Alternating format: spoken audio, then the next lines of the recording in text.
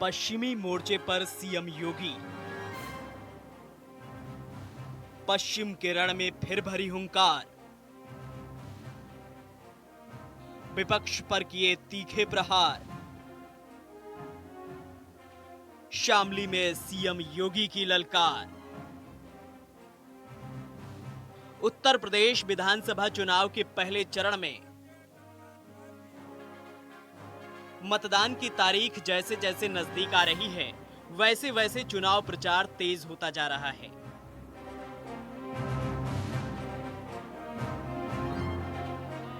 अरे दंगाइयों के ज्यादा कार्रवाई नहीं होनी चाहिए, उनका बचाव तब भी कर रहे थे। एक बार फिर से ये लोग अपने एक नए कवर के साथ आपके बीच में फिर आ रहे हैं। माल तो वही है, लिफाफा नया है। राजनीति के दिग्गज अपने प्रत्याशियों को जिताने के लिए एड़ी चोटी का जोर लगा रहे हैं। यूपी के मुखिया योगी आदित्यनाथ इस चुनावी समर में बीजेपी के लिए सेना नायक की भूमिका निभा रहे हैं।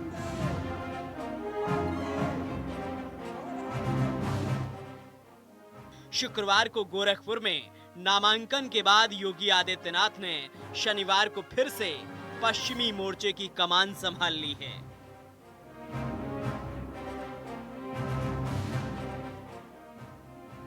सीएम योगी ने शामली जिले में पहुंचकर पहले जिला अस्पताल में कोविड प्रबंधन का जायजा लिया।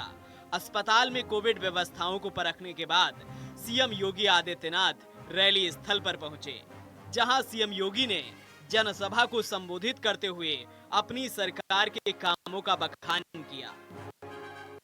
लेकिन आज जब मैं शामली में हूं, मुझे बहुत उसके साथ बोलना होता है, तो मैं इस बात को कह सकता हूं कि आज कैराना से पलायन नहीं, कांदला से पलायन नहीं, बल्कि पूर्व पश्चिमी उत्तर प्रदेश की हर बेटी अपने आप को सुरक्षित महसूस कर सकती है। हर बेटी को, हर बहन को सुरक्षा की ये गारंटी अगर किसी ने दिया है तो भाइयों बहनों, भारतीय जनता पार्टी की डबल इंजन की सरकार ने दिया है। और ये डबल इंजन की सरकार इन्हीं मुद्दों के बीच में आपके पास आई थी, और इसीलिए मैं आज आपसे कहने के लिए आया हूं, हमने जो कहा सो करके दिखाया। शामली जिले में पलायन का मुद्दा बड़ा है, इसीलिए बीजेपी इस मुद्दे को जोर शोर से उठा रही है, जिसे देखते हुए योगी आदित्यनाथ ने 2017 से पहले हुए पलायन के मामलों को लेकर अखिलेश राज पर जमकर वार किया।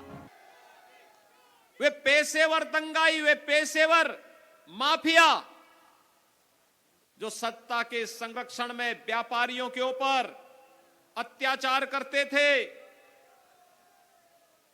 वे पेशेवर अपराधी जो दिन दहाड़े व्यापारियों की निर्मम हत्या या अपहरण करते थे, आज आपने देखा होगा जब डबल इंजन की भारतीय जनता पार्टी की सरकार आई तो वही अपराधी अपने गले में तख्ती लटका करके जान की भीख मांगता हुआ थाने थाने में जाकर के, थानों की चौखट में जाकर के जान की भीख मांगता हुआ भी दिखाई दे रहा था। शामली जिले की थाना भवन सीट से बीजेपी के कद्दावर नेता और योगी सरकार के गन्ना मंत्री सुरेश राणा ताल ठोक रहे हैं। सुरेश राणा बीजेपी के फायर ब्रांड नेताओं में से एक हैं। ऐसे में जब सीएम योगी ने सुरेश राणा की जीत को फिर से सुनिश्चित करने के लिए धुआंधार प्रचार किया और शामली जिले के परिदृश्य को देखते हुए विरोधियों पर खूब तीखे तीर चलाए। आखिर यह काम सपा और बसपा की सरकार के समय क्यों नहीं हो पाया था? कारण साफ था, उनकी नीयत साफ नहीं थी। एक तरफ वह आपकी सुरक्षा के साथ खिलवाड़ करते थे, न किसान सुरक्षित था, न व्यापारी सुरक्षित था, और नौजवान के भविष्य के साथ तो उनके द्वारा इतना खिलवाड़ किया गया था, उसे नौकरी नहीं मिलती थी। नौकरी कहीं निकलती थी तो सैफई खानदान चाचा भतीजा वसूली के लिए निकल पड़ते थे, और फिर हर भर्ती होती थी विवादित।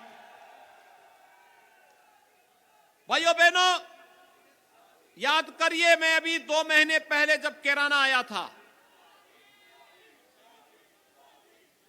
लोग कहते थे क्या बदला है। मैंने कहा कैराना में अब पेट्रोल पंप लग रहा है, कैराना में बड़े बड़े मॉल बन रहे हैं, कैराना में बाईपास का निर्माण हो रहा है, रिंग रोड का निर्माण हो रहा है। और जो लोग कैराना छोड़ करके चले गए थे, वे व्यापारी शानदार तरीके से वापस आए हैं। यूपी में पहले चरण का चुनाव 10 फरवरी को है, जिसमें अब सिर्फ कुछ ही दिनों का वक्त बचा है। इसलिए जैसे जैसे चुनाव नजदीक आ रहा है, चुनाव प्रचार और तेज होता जा रहा है। बीजेपी के बड़े दिग्गज धुआंधार प्रचार कर रहे हैं। शनिवार को सीएम योगी समेत रक्षा मंत्री राजनाथ सिंह और जेपी नड्डा ने पश्चिम केरल में बीजेपी की जीत का दम भरा है। मतलब साफ है, बीजेपी 22 में फिर से सत्ता वापसी के लिए एड़ी चोटी का जोर लगा रही है। हालांकि जनता लखनऊ का सिंहासन किसे सौंपेगी, इसका खुलासा तो 10 मार्च को ही होगा। Bureau report, network 10।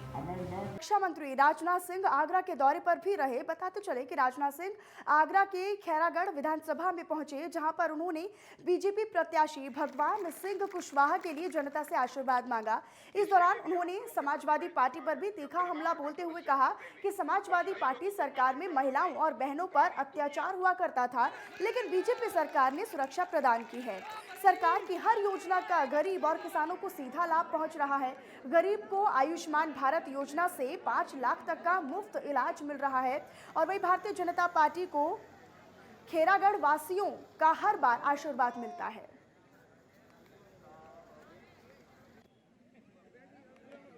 लेकिन पार्टी ने फैसला किया, कुछ सोच समझकर फैसला किया, पार्टी की दूरी है।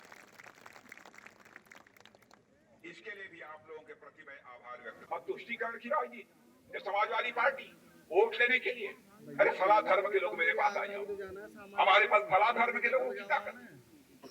कहना भाइयों, हमारा कहना है जाति पंथ और मजहब की राजनीति नहीं होनी चाहिए। राजनीति नहीं होनी चाहिए तो इंसाफ और इंसानियत की राजनीति होनी चाहिए। और उधर अमित शाह के अमरोहा दौरे की तैयारियां अब तेज हो गई हैं। बताते चले कि अमित शाह गजरौला के रमाबाई डिग्री कॉलेज में कल करीब दोपहर 12:30 बजे जनसभा को संबोधित करेंगे, जहां वे बीजेपी कार्यकर्ताओं को जीत का मंत्र देंगे। और उनके दौरे से पहले सुरक्षा व्यवस्था चाक चौबंद कर दी गई है। उनका हेलीकॉप्टर पूर्व सांसद कंवर सिंह तंवर के फार्म में उतरेगा।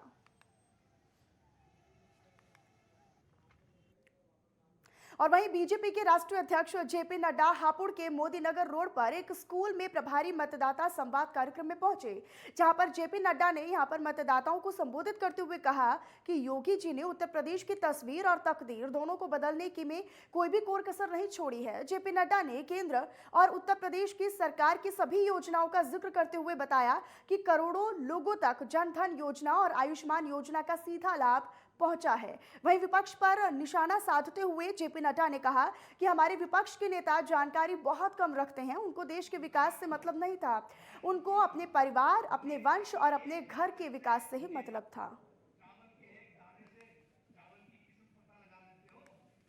मैं तो चावल के एक दाने से चावल की किस्म पता लगा लेते हो, तो मैं तो राजनीति में हूँ। नेता की एक हरकत से नेता की नीयत की हम पहचान लेते हैं, ये भी हमको याद है। क्या है, आप संविधान की शपथ लेते हो, मैं ईश्वर की शपथ लेता हूँ कि मैं संविधान को अक्षुण्ण रखूंगा। आगे कहना चाहिए था, और मैं आतंकवादियों को छोड़ूंगा ताकि वो दंदनाए और गरीब जनता पिसती रहे, गुंडों का राज रहे, माफिया का राज रहे, रेत खनन माफिया का राज रहे, भूमि माफिया का राज रहे। यही था कि नहीं था? कैराना से लोग क्यों पलाए थे और आज क्यों वापस आए? इसलिए कि उस समय माफिया राज था, आज ये योगी जी का राज है। जो माफिया थे वो उत्तर प्रदेश से पलायन कर गए। और उधर सहारनपुर में आज बसपा सुप्रीमो मायावती ने चुनावी जनसभा को संबोधित किया। वहीं इस दौरान बसपा सुप्रीमो मायावती ने अपने विपक्षियों पर भी जमकर निशाना साधा। दरअसल मायावती ने समाजवादी पार्टी का जिक्र करते हुए ये कहा कि समाजवादी पार्टी के टाइम में गुंडागर्दी चरम पर हुआ करती थी, गुंडे माफियाओं का राज था। मायावती ने इमरान मसूद पर भी निशाना साधा। वहीं मायावती ने कांग्रेस को आड़े हाथों लेते हुए कहा कि कांग्रेस ने हमेशा गरीबों का शोषण ही किया है और वो वोट के लिए ही इस्तेमाल किया गया है। साथ ही साथ उन्होंने ये भी कहा कि बसपा ने सहारनपुर के लिए अनेकों काम किए हैं, मेडिकल कॉलेज दिए हैं, सहारनपुर को मंडल बनाया है और जब भी बसपा यानी बहुजन समाज पार्टी की सरकार आई, सहारनपुर को अलग प्राथमिकता दी जाएगी। सबसे पहले अपने अपने पोलिंग बूथों पर जाकर अपने उम्मीदवारों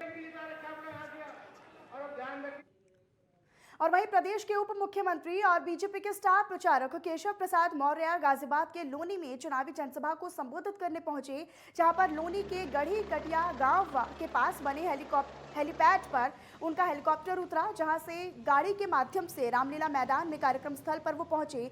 बताते चले कि केशव प्रसाद मौर्य का मंच पर मौजूद राज्यपाल, सांसद अनिल अग्रवाल, दिल्ली प्रदेश प्रवक्ता अश्विनी उपाध्याय, लोनी विधानसभा प्रत्याशी नंदकिशोर गुर्जर और बीजेपी पदाधिकारियों ने फूल मालाओं के साथ उनका स्वागत किया।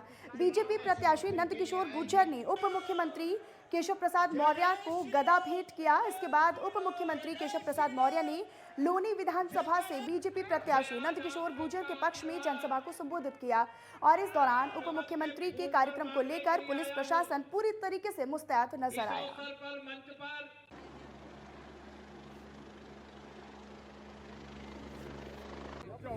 श्री अखिलेश यादव जी के दिमाग में जो भी चल रहा है वह तमाम सारे अपराधियों, माफियाओं, गुंडों, दंगाइयों, भ्रष्टाचारियों के संरक्षण में रहते हैं, उनके बीच में रहते हैं। इसलिए मैं इनका सरदार कहता हूं और ये तरह तरह के सपने देखते रहते, कल्पनाएं करते रहते हैं। उत्तर प्रदेश और देश विकास के पथ पर आगे बढ़ रहा है और ये भय अगर श्री अखिलेश यादव जी एंड कंपनी को है कि ऐसा होगा तो वो भयभीत जरूर रहें, क्योंकि वो राजनीति का उनका युग।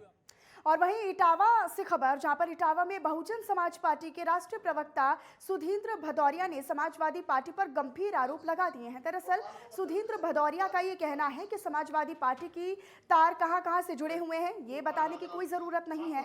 साथ ही साथ उन्होंने ये भी कहा कि बसपा का चरित्र यूपी की जनता बखूबी जानती है, हमारा चरित्र बिल्कुल साफ है। साथ ही उन्होंने ये भी कहा कि समाजवादी पार्टी तो अपने घर में ही नहीं जीत पा रही है। के आरोप बहुत सारे लोग लगाते रहते हैं, जिनके खुद के तार किन किन से जुड़े हैं हमें बताने की जरूरत नहीं है। और वो लोग आरोप लगा रहे हैं जिन्होंने श्री कल्याण सिंह जी को लाल टोपी पहनाई आगरा के सम्मेलन में, वो लोग आरोप लगा रहे हैं जिन्होंने साक्षी महाराज को संसद में राज्यसभा में भेजा, और वो लोग ऐसे लोग आरोप लगा रहे हैं जिन्होंने अपनी मुख्यमंत्री पद की शपथ ग्रहण की तो उस समय के स्पीकर जो भारतीय जनता पार्टी के थे उनके साथ मिलकर बहुजन समाज पार्टी को तोड़ने का काम किया और उनके सहयोग से। और उधर ग्रेटर नोएडा में राष्ट्रीय लोक दल पार्टी के राष्ट्रीय प्रवक्ता यतेंद्र कसाना ने ये कहा कि हम जनता के मुद्दे लेकर लोगों के बीच जा रही हैं, हमें जनता का प्यार लगातार मिल रहा है। सुनिए आगे क्या कुछ कहा उन्होंने। देखिए, ये जो चुनाव है ये भाईचारे को बढ़ाने वाला चुनाव होना चाहिए और उसी पर हम लोग बात कर रहे हैं। ये युवाओं को रोजगार देने का चुनाव होना चाहिए, ये किसान की बात करने का चुनाव होना चाहिए।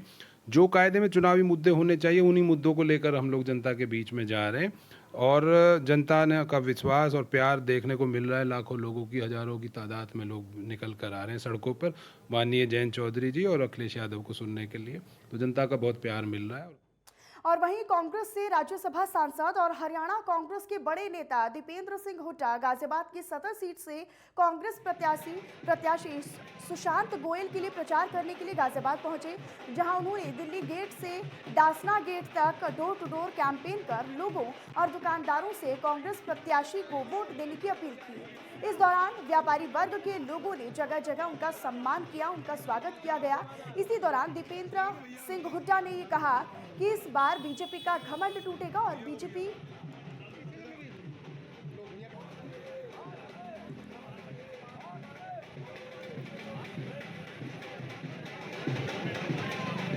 बाद के अंदर जो हमारे प्रत्याशी हैं सुशांत गोयल जी,